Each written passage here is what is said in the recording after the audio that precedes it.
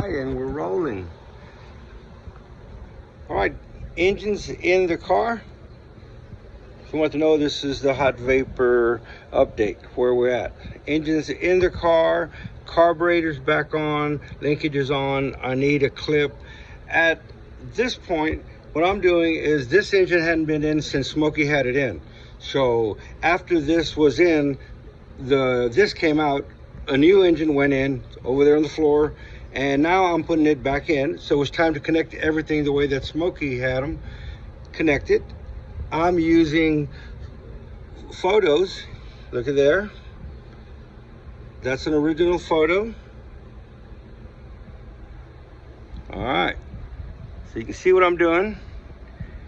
And we're finding out where the specific things were located.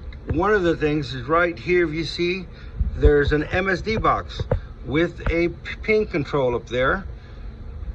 And in some photos, it's not, the pin control isn't there.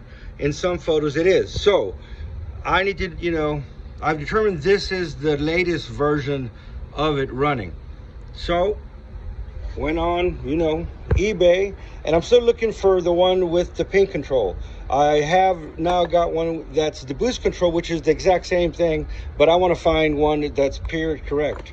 For today, or for now, this here will go here. The coil was there. I took it off last night, and you can see there's some sheet metal screw holes. And let's give this a try. One-handed, without scratching anything up. There we are, sheet metal screw hole underneath the wire. There you are, and there is a hole right there. And he only had 2 screws. There's not one there. There's the one down there, is lined right up. So we're gonna go and mount this here with 2 sheet metal screws the way he had. I'll have to show you the coil bracket that he made, and there was other holes in there. So it's kind of neat to see the holes that he put in. This is a long update video, but just things. The original Chrysler had ground holes here, ground bolts there. In this picture here, and in a couple others that I have, there is no bolt here at all. Here, there's no bolt. So that's going to be moved down there. So I'm looking a little closer at the pictures. Also, for the run stand, the way I've run it has been like this. Smokey had the temperature sending unit. I'll need to move it now. In the pictures, it's up here. So that needs to be moved there.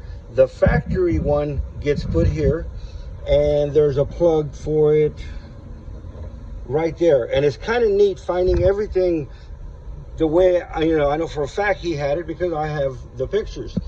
So there's also the oil pressure sending unit down here at the bottom. That's going to come off. And I have an original T that I wasn't sure if it was when he had it on the dyno or whatnot, but I have it. That's going to go here. And he's using the original sending unit, and he's using an oil pressure gauge. What I did is I hooked up the oil pressure gauge. Well, that goes to a T, and that does get hooked back up, but not there.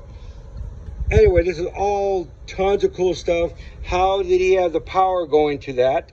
I've been looking at harnesses, and I haven't found yet where he pulled the power for the MSD, but that's going to be the fun things to find.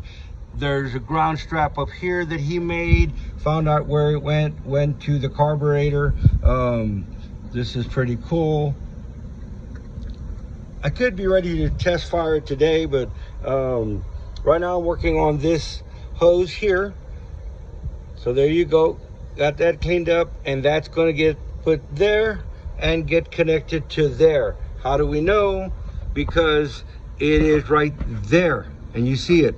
And I have several other pictures. So anyway, long update, but an update.